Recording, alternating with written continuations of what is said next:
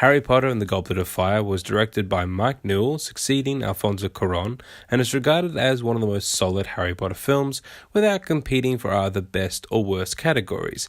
Harry is entering his 4th year at Hogwarts, and it's also time for the Triwizard Tournament to be held.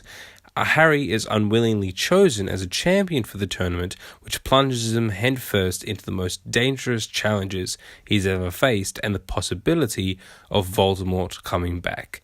Goblet of Fire is definitely in the middle with Harry Potter films. It progresses the overall story of Harry's character, tells its own tale about facing unbelievable challenges and growing older, and ends with some serious threats to everything our characters have ever known. But it also just feels like another Harry Potter movie. There's nothing wrong with that really, as Goblet of Fire proves that a story like Chamber of Secrets, for example, could have been cinematic, moving, dark, powerful, and have nuanced meaning and impactful metaphors instead of just ticking boxes.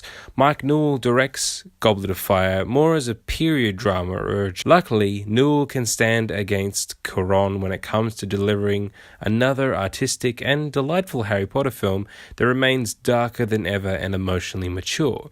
That maturity really does show in how Daniel Radcliffe, Emma Watson, and Rupert Grint are able to play these older, slightly wiser, but no less out-of-their-league friends who, despite facing daunting tasks, still are able to laugh with each other, fight with one another, though those fights can seem rushed in the final product. Piss off. And help each other in the end. Harry was so isolated in Prisoner of Azkaban, and while going through the 3 tasks for the Triwizard Tournaments is terrifying and a standalone challenge, if chosen, you stand alone. This film does ease us back into the wonderful relationship that drives Harry, Ron, and Hermione together. Across the board, the performances, old and new, are top-notch. I especially love watching Brendan Gleeson as Mad-Eye Moody and Miranda Richardson as Rita Skeeter. Oh, and Ralph Fiennes as Voldemort, but we'll get to him. Goblet of Fire also shines on a technical level the same as its predecessor. The 3 Triwizard Tournaments are executed in perfectly cinematic ways, though I find the second task to be a little flat, and both Roger Pratt, returning as cinematographer since Chamber of Secrets, and composer Patrick Doyle prove their worth after the gorgeous 1-2 punch of Michael Saracen and Joe Williams beforehand. Patrick Doyle in particular, I think, gives us a great and totally different Harry Potter score, which you really need to do when you are following the greatest film composer of all time. Where Goblet of Fire suffers the most is its length, which is an inherent problem of the novel, which was twice the size of Prisoner of Azkaban. There's so much story to tell, which was a serious challenge for the filmmakers. At one point, they suggested splitting it into 2 films, but they did an admirable job of condensing the story down to the core elements, thankfully cutting out a whole lot of one-scene characters, an intro scene with Privet Drive and the Dursleys, and the entire Quidditch World Cup game, thank God. However, things slip through the cracks. Almost all of the romances that characters have with each other are just designed towards making the Yule Ball an awkward experience, which kind of works, but is too much of a drag on the story. That Yule Ball itself is rather fun because of that awkwardness in the end and the emotional volatility that is shared between some of the characters, but then we get that awful rock music thing, which is just like, what? Can you dance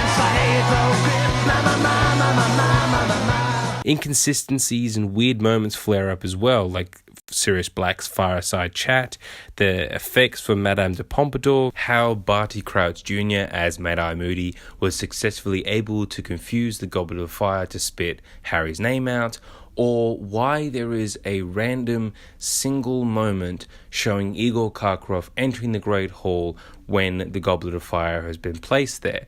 I get that maybe it's meant to be a kind of red herring for audiences who are seeing this movie for the first time, but it really doesn't work because we never really suspect him throughout the film. We understand, yes, he was an ex-Death Eater, but no characters in the movie are suspecting that he put Harry's name into the Goblet of Fire. That may be something in the book, but it's never made clear in the movie, so all we have is a random moment that, if you take it out, makes no difference whatsoever. Also, is that guy breakdancing? That's dumb. While everything in Goblet of Fire may not come together, by the time we reach the climax, the pieces are all in place and we get a finale for the ages. Voldemort returning shocked me to my core when I saw this movie at 10 years old. Ralph Fiennes is the perfect embodiment of the ultimate dark wizard. It's a performance that we get to enjoy over and over again in the following films. And just the look and feeling of Harry's confrontation with this monster finally made flesh again is incredible. This really was the scene that changed everything for the series. It only gets worse when we have the reaction to Cedric Diggory's death. It's a frightfully painful moment hearing a father scream and cry for his murdered son, and his funeral is such a beautiful endnote, complete with one of my favorite lines of all time. Now, the pain we all feel at this dreadful loss reminds me and reminds us that while we may come from different places and speak in different tongues, our hearts beat as one. Harry Potter and the Goblet of Fire may not scale the heights of the greatest Harry Potter story on film, nor does it descend to the definite lows yet to come. It just remains a solid and powerful ride with excellent music, great performances, and some of the best dragon action you can see. Mike Newell did a good job adapting a difficult and massive story and delivered an insightful experience about facing the ultimate challenges in life. The dark magic is in full force here, no longer hiding in the shadows, and the journey Harry is thrown into is terrifying, riveting, and no less magical.